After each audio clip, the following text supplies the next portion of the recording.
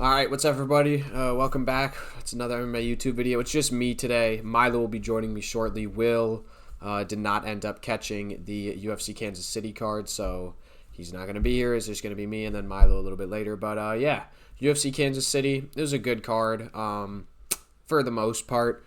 We had a lot of disappointing fights, a lot of boring fights, but there was also some insane fights, particularly Randy Brown, Nicholas Dalby, which I'll get to, which is one of the sickest fights I've ever seen, period. I mean, it was just an absolute war. Dalby dropped him, then they're trading in the second round. Randy Brown looked incredible. They're trading in the second round, and Brown just slumps him. It was insane. It reminded me of MJ versus Otman Azaitar recently, or well, I'll get to that fight. All right, let's start off with the opener, which was Jocelyn Edwards versus Chelsea Chandler.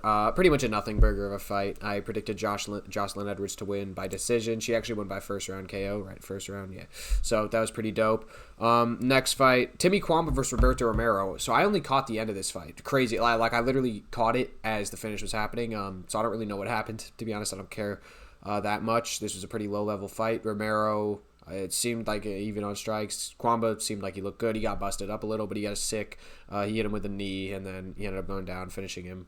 It was a bit of a weird stoppage, but I don't fucking care. Romero's shit. And Kwamba, I'm happy Kwamba got his win in the UFC because I was big on Timmy Kwamba when he came in. He disappointed me massively, and now maybe I can have a little bit of that hope restored. Jacqueline Amore, I know these fights are fucking rough right now. We'll get to some interesting ones. Jacqueline Amore and Poliana Viana, she subbed her in the second round pretty much easy, as everyone predicted. Okay, Malcolm Wellmaker versus Cameron Simon. First off, I'll talk about Cameron Simon, the negative side of this fight, then I want to get to Wellmaker because, man, this guy's fucking dope. Cameron Simon, though, he's just really bad. I tweeted this on the Pacific MMA Twitter, which will be in the description. Like, he's really just not very good. It's sad to say because I like him. I think he's a fun fighter. I like that he's like mini Dreykus and stuff, but he's really not good at all. His wins are really low quality. The Mana Martinez one I think is a good win, but at the same time, Mana, like, he cheated a bunch in that fight, and it was just a weird one, and Mana was basically hobbled the entire fight because he kept getting nut shot and an eye poked and shit. Steven Kozlow I don't rate at all. The dude has disappeared since that win. He might not be a real person. And, of course, Terrence Mitchell is not a win to rate at all. He ended up losing to C-Rod. No shame there. But these last two performances, man, they've been brutal. And I know Talbot and Wellmaker are good fighters, but they've just been really hard to watch. I mean, he got destroyed by Talbot, dropped all over the place, and finished. Then this one, he didn't even have time to get dropped all over the place. He got slept with one shot. So, yeah, rough for Simon. I think it'll do him some good to actually cut him from the UFC. He's on a 3-fight losing streak anyways. Cut him. Let him get back on the regional scene, real regional scene. Just get him some fights, get him some experience. The guy's only 24. He doesn't need to be fighting the Malcolm Wellmakers and Peyton Talbots of the world, right? Those guys are nasty. Shit matchmaking from the UFC anyways, but yeah, so sucks for Cameron Simon. But hey, Malcolm Wellmaker, dude, hey, I mean, filthy, right? If you were picking Wellmaker to win, this is probably what you expected. Me and Will both picked Simon to win. We thought, his back's against the wall. He could figure out a way to win. We also didn't think Wellmaker was this good because goddamn is Wellmaker good, right? This guy can crack. He has slick striking. Seems like he can stay out of the way of shots pretty well. Like he ended up taking a punch from Simon in the knockout exchange, but outside of that, he got hit maybe a couple times. Then that was kind of the first punch he landed, was the one he KO'd him with. So yeah, this guy's an awesome fighter.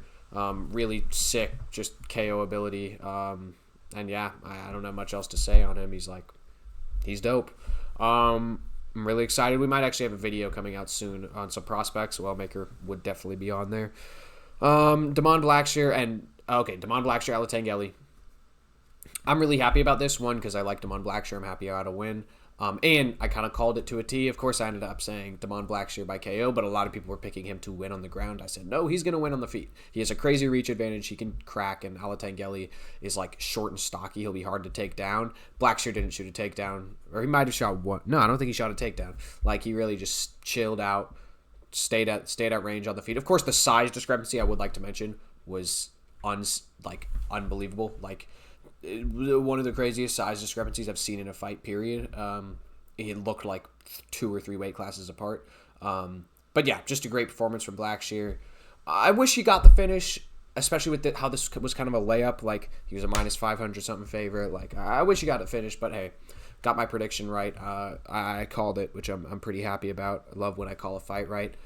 Chris Gutierrez versus John Castaneda, not a fight I called right. I mean, I said Gutierrez would win. I thought he would do it a little bit more dominantly, if I'm being totally real. He looked like shit. We call him Gutierrez on this channel for a reason. He just puts on the most forgettable stinker fights ever. Never looks impressive. Never looks good. He had 2 cool finishes back in the day against Frankie Edgar and Dana Batgarel, and since then has done absolutely nothing with his career. I would actually, we'll have matchmaking coming out tomorrow, but I would like to see maybe a Blackshear versus a Gutierrez for that number 15 spot or something like that. But who really cares, right? It's Chris Gutierrez. Now, Evan Elder versus Gage Young. This was a pretty cool fight. Evan Elder looked pretty fucking good, right? Gage Young did too. I'll get to Gage Young because I did end up picking Gage Young. But Evan Elder looked fucking great, right? I just want to say that. He throws strikes with mean intent. He throws them hard. He throws his body kicks hard, his hooks hard. The guy has a variety of strikes, a deep tool bag. I don't think he's... I'll have to add him to the spreadsheet, by the way, which, of course, every single video... In our channel description, in all the video descriptions, we have our spreadsheet, which is like a guide. It basically has every single fighter in the UFC up to the heavyweight and women's MMA divisions. We don't include those. They are not real divisions. But it has pretty much every single fighter, and we give them attribute overalls akin to like Madden or FIFA. So, yeah, that and we rank them. If they're not actually officially ranked, we rank them like 15 to 57 or some shit, right? So, yeah, I'll have to add Evan Elder to the rankings there because he's on a 3-fight win streak now, and it's a 3-fight win streak against not the highest quality opponents, right? We got Darius Flowers, we got Genaro Valdez, and we got Gage Young. That was weird. Yeah. Not much to say on Evan Elder. He looked good. This was kind of expected. Of course, I picked Gage Young, but I said in the video, I think Evan Elder, and this once again, pussyfooting, I'll admit, I said in the video, I think Evan Elder's going to win. I just want to pick Gage Young because I think Gage Young is better than Evan Elder. Because I do. I still do.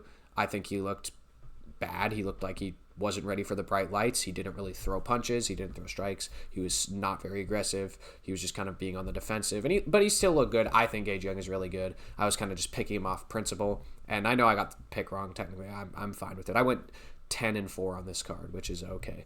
So, yeah, moving on.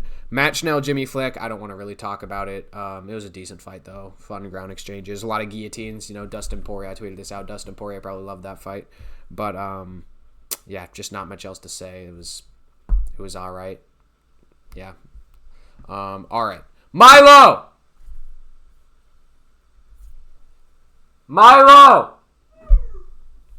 All right. Milo's going to come up and do the main card recap with me. I'm not cutting that out. I called him like a spirit. All right. But yeah, so, and I picked Matt Schnell. I expect him to actually finish Jimmy Flick. That was a little embarrassing, but here, let me. All right. We got Ikram Aliskerov, Andre Muniz. Just the most, I mean, we mentioned it in the predictions video. Absolute goofy goober, Ikram Aliskerov. Just a ridiculous fighter. He looked terrible. Muniz looked terrible. He killed him in the first round. It was delayed reaction left hook, not anything. It was like a tiny left hook. It was like a something that can only knock out Andre Muniz. Yeah, who actually has never been KO'd or not in the UFC. Who did he get KO'd by on the regional scene? That was like a notable person. He got KO'd on the regional scene by like some UFC fighter. I forget who. It was. I'm going to look that up real quick. Milo, you want to start on Brown Dalby? Yeah, you could start on Brown Dalby. Oh, yeah, Brown Dalby.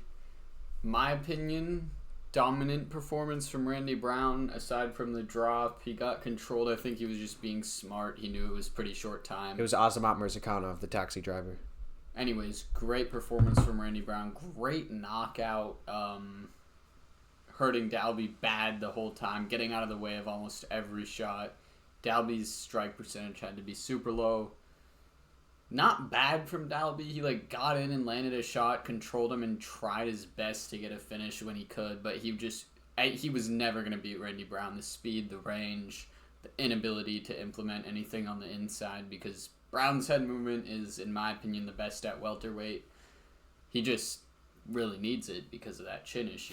Yes. Which, of course, we saw everything you're going to see in a Randy Brown fight tonight. Straight up. And First to finish Dalby, and what a way to do it. Yeah, I mean, I said this. It was like a mini version of Holloway versus Gaethje, right? Where Holloway was pretty much beating the dog shit out of Gaethje the whole time, and then in the 4th round he ends up getting dropped like off a little shot on the temple. Then he, gets up and KOs him in an exchange, and like they're swinging, and then he fucking KOs him with a big hook. It was pretty much the same thing. Randy Brown, a lot bit cleaner from Brown, I'd say. I don't know. Holloway's was pretty clean. I mean, yeah, Brown's was. I don't know. I think it was super Brown. I mean, clean. it was super clean. He was piecing him up with the boxing, landing jabs, landing 6 shots to the body, straights, hooks. Ended up getting dropped, like off a weird little hook to the temple, but he ended up being fine and just one of the sickest 2-round fights I've seen. Super clean from Brown. They both got 50,000 for that. I'd say it's. I hope deserved. They did. I saw the bonuses. Oh, okay. Only thing I'm mad about is Timmy Kwamber didn't get a bonus. Why are you mad about it? I guess he needs it. He's like probably has $5,000 in his bank account. And he got a good KO. And it was a cool KO. It was a little bit of it. And it was okay. Anyways, give out 3 bonuses. Yeah, stop being broke, fucking losers. Yeah, it was awesome. Just an unbelievable fight, unbelievable KO. By far the highlight of the card. Kind of like if you look like that area of the card was pretty bad. Like Blackshear Alatangeli was okay. Gutierrez Castaneda was a dud. Evan Elder Gage Young was okay. Flick Chanel was okay. Alistair Muniz sucked. Abus versus Pereira sucked. Onama Chikadze sucked. But like, well, that takes Zhang Minyang, Anthony Smith sucked. But like this was, and the main event sucked. This was like a bright spot in this latter half of the card. So I really loved it. That takes us to Pereira and Abu. One of the worst fights. I think we don't spend 10 seconds on this fight.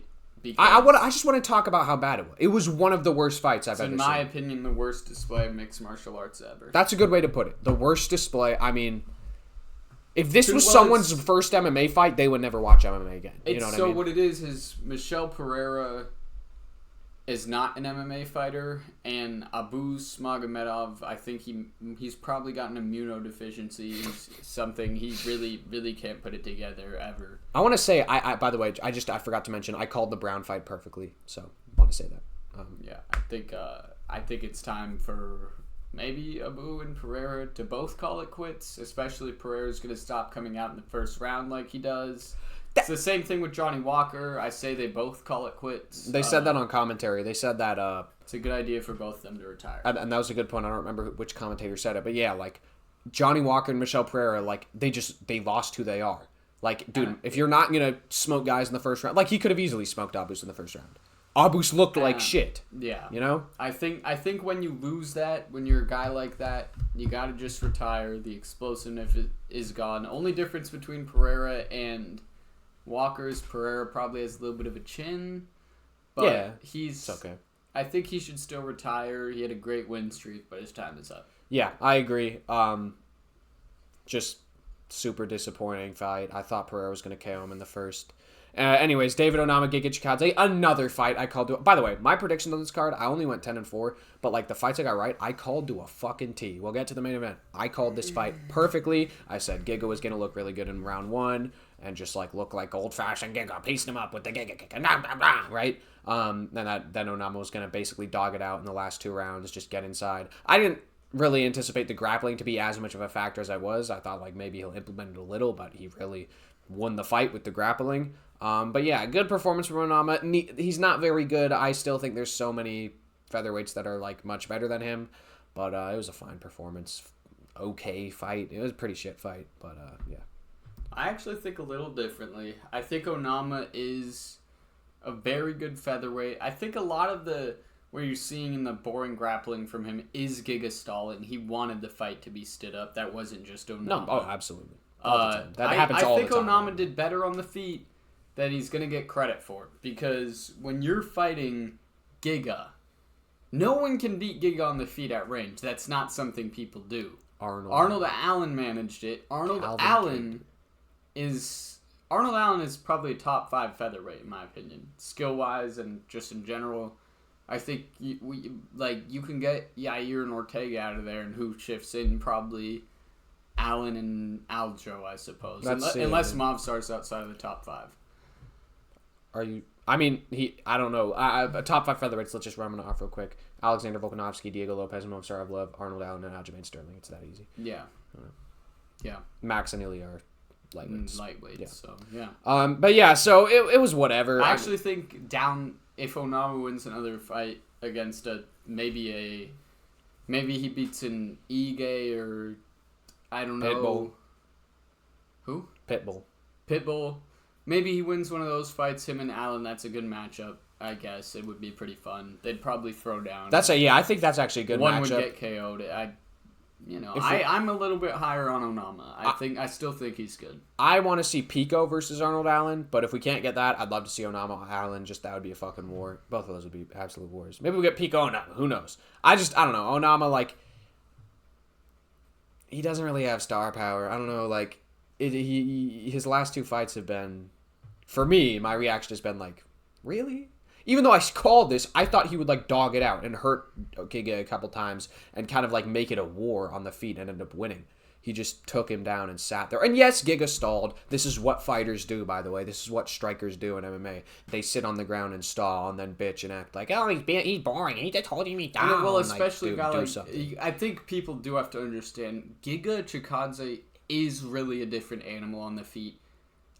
Absolutely, you are not outstriking him if you're a little bit of a longer guy like Onama, who's used to having some range. That plays a factor no matter what. You can't just adjust to it. You're not going to outstrike a guy like Giga if you're him. He made the smart move. He landed good shots with his hands as well. Don't get me wrong. I do want to say Onama's boxing defense is so sus. His kick defense looked good against Giga, which is a great sign. But dude, he got fucking wobbled bad in round 1, jelly-legged all over the place. If this was an actual finisher, Giga's not really a finisher. If this was a guy who has that finishing instinct, of course this is the absolute pinnacle of finishing instinct, but Diego Lopez, he would get him out of there. So worrying from Onama, I just don't I think Onama can become a top 5 featherweight if he plays his cards right and gets a little bit of luck. I don't see him going anywhere, but all right. Co-main, I don't. We need to spend much time on this. Zhang Minyang, Anthony Smith, classic Anthony Smith, just curls up into a ball and gets TKO'd. It's man, the UFC shows so much grace to him. By the way, I just want to say this is the longest retirement package they've ever done. They did a video before the walkouts of this promo, and it was a 4 or 5 minute promo. Then they had the walkouts. They had a special introduction from Bruce Buffer. Then classic Anthony Smith. I thought he'd fucking change it up for his last fight. Apparently not. He's just going to do the same thing he does in every single fight. He's going to sit there and curl up into a ball and get TKO'd and act like he was hanging in there, even though, dude, you're quitting. And I get it. Zhang Minyang's a fucking monster, but, why reenact like that's some Lionheart thing? He just went out like he does in, most of his losses, where he just kind of... You know what I mean? And then after the fight, they gave him a long-ass interview, and then they gave him a very long promo, or, goodbye video. I just don't get it, man. I know Anthony Smith is, the ultimate company man, but I think Menefield is next. Menefield is fighting Omar Sy, I think, in Montreal, if I'm right. Something like that. He's fighting Omar Sy pretty soon. If Menefield's booked, then maybe... I don't know. You could do a lot. I think Rakic. Rakic. I think Meng Yang could fucking walk through Rakic and it would be sick. Maybe Krylov if he chooses to fight again. I believe that's what I match made was Krylov. No. I match made. Maybe. No, I don't fucking. Walker. No, I match made Rakic. If Johnny Walker wants to fight. I haven't done the matchmaking yet, but I did. I said this I said this on some other video that I think Rakic Meng Yang would be a good fight. I think we need to just push guys at light heavyweight, right? It's not like Meng Yang's some young. He is pretty young, but he's dude, 26. He's still just push guys at light heavyweight. I don't fucking care. The division is dying. Ankalaev is the fucking champion. Push guys at light heavyweight.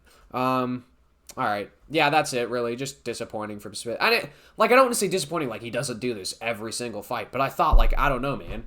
It's your retirement fight. Everyone knows it's your retirement fight. You didn't. I thought he might want to dog it out on the feet. You should try to do land something. Yeah, do something in your retirement fight, dude. He just gets busted open with an elbow, walked down, and then does his classic Anthony Smith, just dives at the legs, then sits there while he gets TKO'd. over to the back. It's anyways, why? Moving on to the main event. I really hated this main event. People are going to say Gary looked good. I'm here to give my take on it right now. He actually didn't. Carlos Prates, if he didn't throw the fight, we'll get to that later, clearly had a game plan to wait it out in round 1, knowing that Gary would expect him to try to chase early. He did.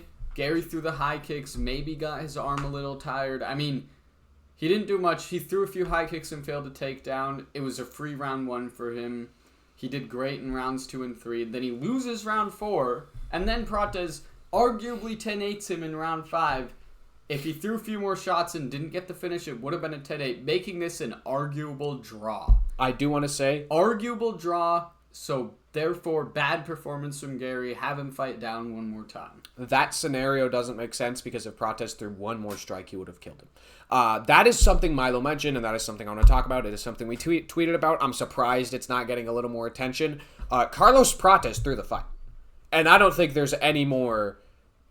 I mean, it was clear, right? So he ends up basically KOing Gary with a ground and pound shot. Dude, Gary's dead.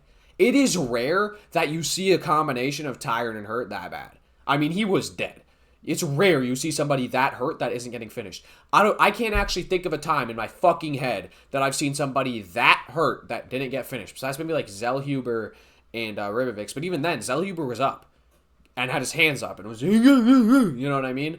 Gary just... Maybe Johnny Walker on the regional. Double knock. Yeah, but he was out cold. I mean, that's like, but that was the thing. Gary was out, and Prates actively did not finish him. Actively did not finish him. It's not like he tried and failed. He actively did not finish him. He did not throw ground and pound shots when it seemed like he would KO him. He just avoided trying to finish him. It was an embarrassing performance. The whole fight. He got up when he had him pinned against the cage and backed off. Yep. And when you look at that with the combination of, it really looked like he threw the first 3 rounds in a 5-round fight and then didn't try to do anything until round 4. Really? He should be investigated. He lives in Brazil. They won't find anything. But I do think he should be investigated. Yeah. It seemed like he bet on Ian Gary. I mean, that was... I just don't know, man. He didn't try to win.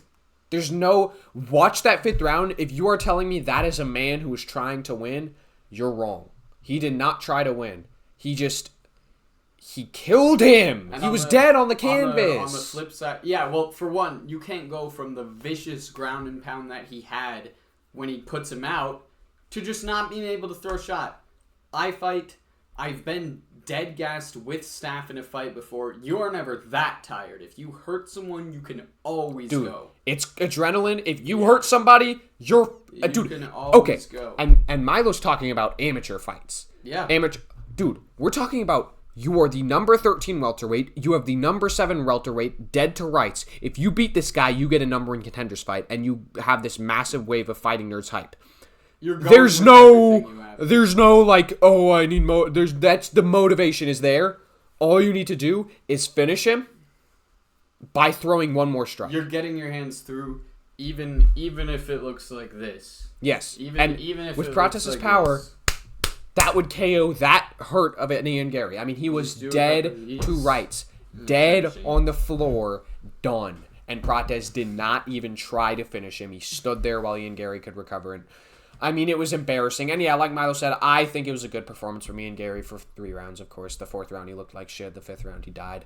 I thought it was a good performance. He seems like he's going to be really hard to deal with. Now, Prates, look, if you go look at our predictions video, and look at our spreadsheet, I do have Prates at 84 overall, while I have Ian Gary at 91 overall. That's why. I mean, that is why. One more thing.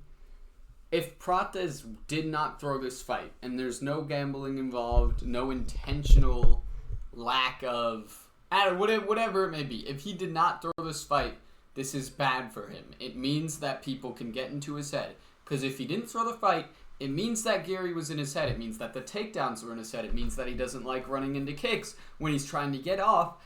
The only thing he can throw, let's be honest, there is no versatility in Carlos Prates. There's no right uppercut, body with the left, coming back up with the hook. There's no 1-2 body kick, drop down, body 2 high kick. There's no low kick hooks. There's no versatility, man. He has a very shallow bag. And I will say, like, this isn't some uncharacteristic performance from... This is who Carlos Prates is, man. And that's why I had him at 84 overall, mostly because he was just unproven, and I was like, okay, well, if Prates can show that who he is works against a guy like Ian Gary, of course I'll raise him. But he hasn't, and then he fought Ian Gary, and he couldn't. There's also a thing with Carlos Prates of The grappling's so green. If you look at the way he's getting up against a physically stronger, more imposing guy, that would never work. Gary is not a great grappler. Let's get that out of the way. I disagree. Gary, these takedowns that he's getting... I mean, Prates is bouncing off his knees. He can't grapple. There is no sub-threat like these other guys on his team. And with Ian Gary, he's taking guys down, and he's having success on the ground against MVP and Prates, who I believe are two very bad grapplers. Prates is still league above MVP. He didn't have success on the ground. Like, he did nothing on the ground. That was the thing. Right, but relative success, getting a couple I want to takedowns. say, Ian Gary's grappling has improved massively since the MVP fight. That's one thing. His entries are nice, but the guy is so physically weak that he just can't take people down. He barely took Prates down. He took him down in one of the rounds and ended up controlling him a little bit. It was nothing. Prates pretty much shut out his grappling. It's just Gary beat him up on the feet, and Prates looked terrible. There's another thing about Prates. Mentally, I think he's a guy who cares too much about looking slick.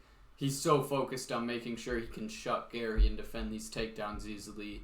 Look like he's just trying to land the left hand, make it pretty, make it look like he's not engaging in a war, laughing after the combos to show us that it didn't hurt him. That's just mental weakness. That's something a bunch of fighters do, though. It's like a lower level of like the Kevin. It's like a way lower level of the Kevin Holland syndrome, where you're just trying to act like, oh well, look at me. I defended the takedowns and he didn't hurt me with his punches. I just lost a decision. That's not that bad. I almost finished him, so it's not that bad. It's that thing. I don't know. I think it sucks to deal with in the sport where you do have a guy like fucking just people who are even Randy Brown. He gets dropped because he's gonna throw like that and go for the knockout. And love it. Even though he has pretty head movement and can stand back and stay slick with his jab. Best moving jab in MMA, by the way. By the way, I was saying this in the prediction video once again. Randy Brown is one of the types of fighters who saves MMA. He is one of the saving graces of MMA that is keeping this sport in a positive state. Guys like Ian Gary are the exact opposite. I mean, I also said this in the prediction video. I'm fucking referencing it a bunch. It's for a reason. Should have watched it. Ian Gary has turned into a generational stinker. And what I mean by that is this guy can make anyone boring, man. This guy, it's 4 fights in a row now. Really 5? Or wait, sorry. Yeah, really 5? If we're being real, the Magny fight kind of sucked. It was just it was impressive. But... I wouldn't. That fight. Okay, I won't include it then. Jeff Neal. Shit. Garbage. Made Jeff fucking Neal boring. Yeah. I have a Jeff Neal shirt upstairs. That's one of my favorite fighters. He's the profile picture of our fucking channel.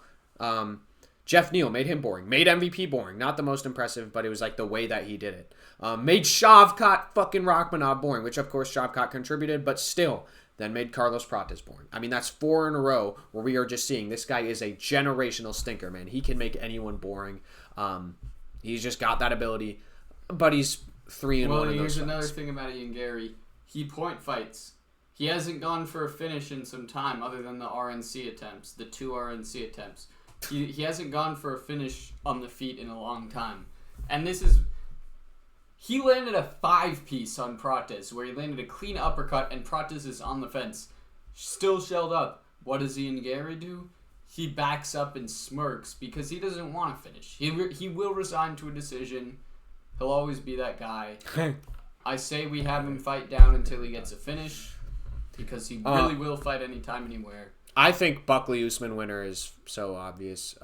You're not getting a title shot, littlest of bros. You beat the number 13 guy and you just lost to a non-title, it's going not to champion. Be the Buckley or Usman winner. Or Shavkat. Shavkat is so obvious. Or Brady. There's so many deserving contenders at welterweight, and one of them is definitely not Ian Gary. I think what you do. I think you do Rachmanov, Brady.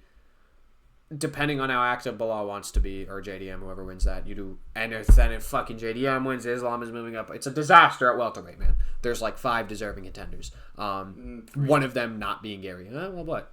The winner of Buckley, Bilal, Shavkat, and Brady. Buckley. So let's say theoretically, Buckley, Brady, Shavkat. 3 deserving. Islam. Islam is definitely a double. They're making Islam fight again, I think. Maybe, hopefully we get Islam Topuria. There's no way they're gonna do either Gaethje or Topuria. But Please don't be cagey. Anyways, that's it. That's the recap video. We will have a matchmaking coming out tomorrow. It'll be much more interesting. I have a couple pretty cool fights I've already kind of thought of. One of them being Frey and Gary, of course. Don't really have much cooking for Carlos Prates because why the fuck would I? All right. Goodbye.